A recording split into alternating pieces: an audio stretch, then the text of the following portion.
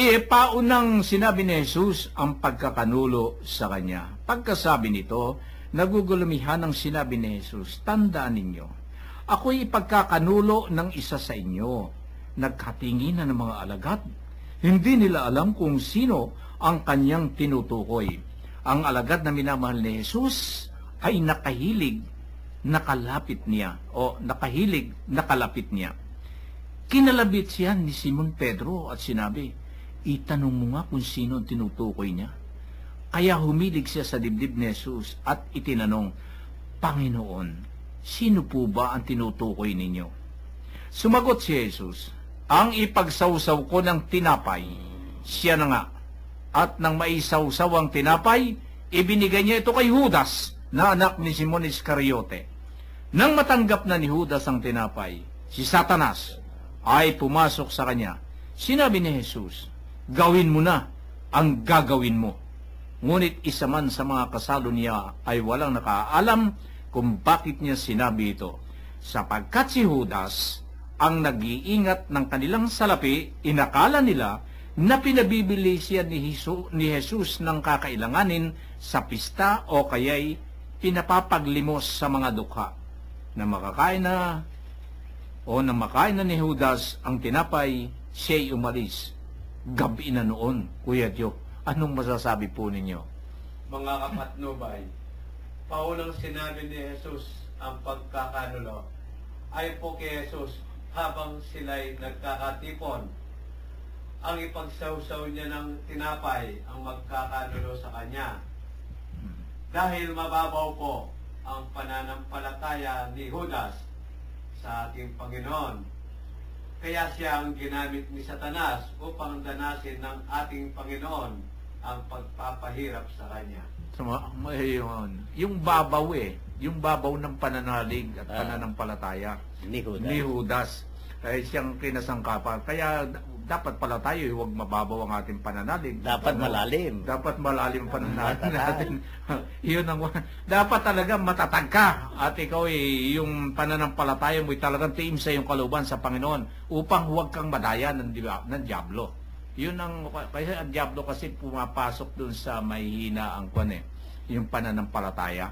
Yun ang tinatarget ni Satanas Kuya Joe, talagang yun ang tama yun yung mga nakikinig natin, kung mananalig kayo, talagang manalig ka sa Panginoon ng talagang taimtim sa iyong kalooban. Kasi pag kaya ni medyo mababaw, ayun, sabi nga ni Kuya Bert, kailangan po malalim tayo. Kaya malalim tayo sa ating pananalig. Kuya Bert, ano po makikita niyo rito? Alam mo, Kuya Min, napakaganda nitong binasa mo, tingnan natin mabuti.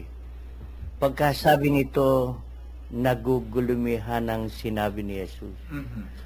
Kung ikaw pala ay nagugulumihanan, kumbaga sa nalilito, na dahil alam niyang ipagkakanulo siya ni Judas. Sa ating buhay, kung minsan may problemang dumarating, laging nagiging ganon, nagiging magulo ang ating kaisipan Pero ang ating Panginoon, hindi nangangahulugan na problema niya yung ipinagkanulo siya ni Judas Nalungkot siya, naligalig siya, dahil isa sa mahal niyang alagad sa 12 na pinili niya, siya pang magtataksil sa kanya. Ito ang labis na naggugulumihan ng Panginoon sa kanya. Isang pinakakain niya, siya pang nagtataksil at nagkakanulo sa kanya. Na ang ibig sabihin sa oras na tayo'y magtaksil sa Panginoong Diyos, ang Panginoon ay hindi mapakali sa atin sapagkat hindi niya tayo makakasama sa kanyang kaharian sa langit. Kumbaga nagiging problema niya ito dahil ang gusto niya ay madala lahat ang mga minamahal niyang anak sa kanyang kaharian sa langit at makasama siya sa habang panahon. Kung makikita rin natin dito, Kuya Min, itong si Pedro naman ay naligalig din nang sabihin niyang ipagkakanulo ang isa sa kanila. Siyempre, hindi nila alam na si Judas yun eh. Ang alam niya, baka nag-iisip ang Panginoon na ako yun. O yung isa sa kanila. O bawat isa sa kanila nagtatanong, ako kaya yung tinutukoy niya na nag-iisip ng gano'n na magtataksil sa kanya. Di ba? So, gano'n din ang nangyayari sa buhay natin eh. Kung minsan may mga magkakasama kayo eh. Pagkatapos may masabi ang isa ng hindi angkop doon sa pandinig mo eh. Ako kaya ang pinatutungkulan ni Kuya Bert. So, ganun tayo, ano? So, naliligalig tayo. Pero ang pinakapunto ng ibig sabihin dito ng Panginoon sa mga salita niyang ito, alam din ni Pedro na malapit sa puso ng Panginoon itong isang alagad na ito na ang tinutukoy ay si Juan Evangelista. Ang sumulat ng Evanghelyong ito na humilig doon sa dibdib ng Panginoon. At walang gatol na sinabi ng Panginoon kung sino ang magkakanulo sa kanya na ang isasawsaw niya ng tinapay at ibibigay, yun ang magtataksil sa kanya. Alam mo, Kuya Min, kung tayo'y hihilig sa Diyos, kung tayo'y laging nakahilig sa Diyos, kung ang lagi nating ang buong katawan natin ay laging nakasandal sa Diyos, lagi tayong pakikinggan ng Diyos, katulad ni Juan Evangelista. Sana sa bawat sandali ng buhay natin ito, may problema at walang problema, lagi tayong nakahilig at nakasandal sa ating Diyos. Subalit, Kuya Min, makikita mo rito na ang inisip ng kanyang mga alagad ay pabibilhin si Judas ng tinapay upang ipaghanda sa pista. So pati rin pala ang Panginoon ay naghahanda sa pista. Ito ang pinupuno sa atin ng mga ibang mga relihiyon eh. Bakit kayo nagpipista? Bakit kayo nagdiriwang sa Pasko? Eh itong Paskong ito ang Pasko ng mga Hudyo eh.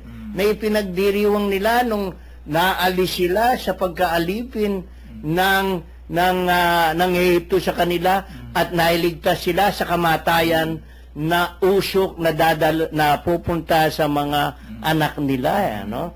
So, ito ang ipinagdiringon natin nagpipista.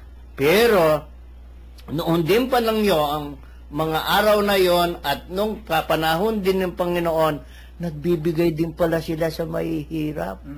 Dahil sabi niya na ang sinasabi, baka kinakailangan o kaya ipinaglilimos sa mga dukha. Kaya pala may tungkulin din tayo na huwag tayong manghinayang na tayo tumulong sa mga dukha. Kahit pala ang Panginoon ng kapanahunan niya, gumagawa na ang kanyang mga alagad na tumulong at sikaping maibsan ang kagutuman ng mga dukha. So sana huwag tayong maging katulad ni Judas. Amen. No? Na hindi tumutulong sa mga dukha, kundi yung kaniyang bilang treasurer nila na magkakasama o treasurer ng Panginoon na nasa kanya ang mga salaping nalilikom nila ay mapunta lamang sa bulsa ng iisa. Amen. Napakasama kasi itong Judas palasak na salita ito sa mga sasabihin ni Judas ka, yung mga ganon, di ba? Ganito ang kasaysayan kasi ni Judas talaga. Pag kayo nagagalit, yung sobrang galit ng mga kuha natin, mapakinggan mo itong mga salitang ito sa mga namumutaw sa labi ng Masasaktan ka ba? Masasaktan. Pag sinabing Judas ka. Kasi masakit yung, kaya huwag natin gagawin yun. Masama pala yung halimbawa ni Judas talaga rito sa Banal na Aklat Ay nung araw na hindi pa ako hindi pa nakakabasa ng Bible doon lagi ko napapakinggan yan sa probinsya, sa mga matandanda, pag kayo nagagalit, para kay kasi Judas.